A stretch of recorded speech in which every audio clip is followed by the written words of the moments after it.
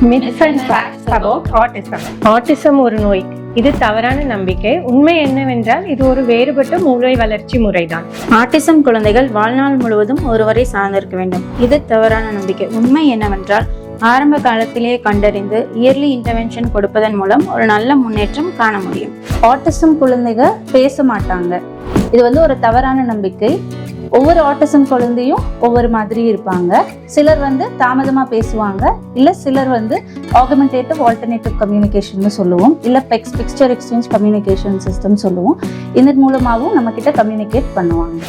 Autism குழந்தைங்க தனியா இருக்க விரும்புவார்கள். இது ஒரு மித்.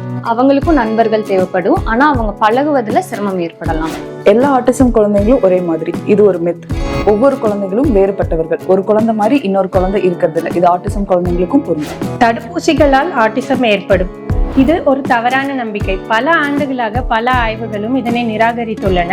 வேர்ல்ட் ஹெல்த் ஆர்கனைசேஷன் மற்றும் Centre for Disease Control and ப்ரிவென்ஷனும் இதனை உறுதி செய்திருக்காங்க. ஆட்டிசம் மிகவும் அரிதானது. இது தவறான கருத்து. உண்மை என்னவென்றால் central for Disease Control and prevention படி சுமார் 31 குழந்தைகளில் ஒரு குழந்தைகளுக்கு ஆட்டிசம் காணப்படுகிறது.